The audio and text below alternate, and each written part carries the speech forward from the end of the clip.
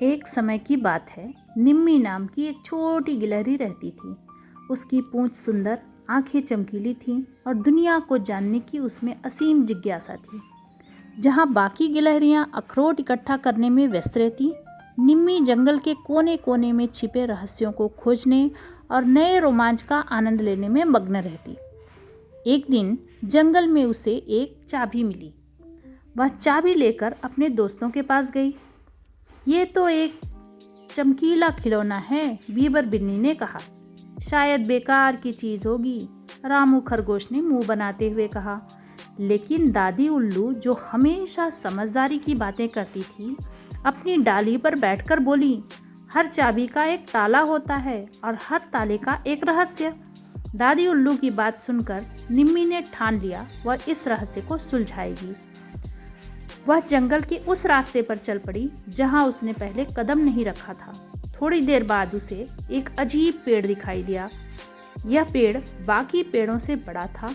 उसकी छाल पर घुमावदार आकृतियां बनी हुई थी जो धूप में चमचमा रही थी। निम्मी ने पेड़ के चारों ओर चक्कर लगाया और देखा उसकी जड़ के पास एक छोटा दरवाजा छिपा हुआ है।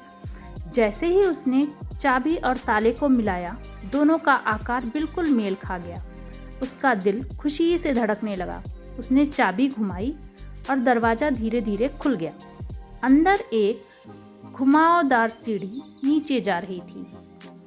निम्मी ने गहरी सांस ली और वह नीचे उतर गई। नीचे का नज़ारा जादुई था। चमकते हुए मशरूम, झरनों की मधुर ध्वनि, छोटे छोटे जुगनू जो रास्ता रोशन कर रहे थे। इस जादुई दुनिया के बीचों बीच एक खजाना रखा हुआ था। लेकिन जब निम्मी ने खजाने को खोला तो उसमें ना सोना था ना ही रत्न।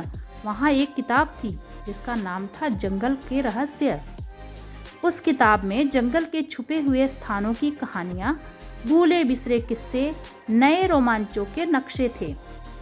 उस दिन से निम्मी जंगल की कहानीकार बन गई। हर शाम सारे जानवर उसके पास इकट्ठा होते, उससे रोमांचक किस्से सुनते। सभी को शाम होने का इंतजार रहता।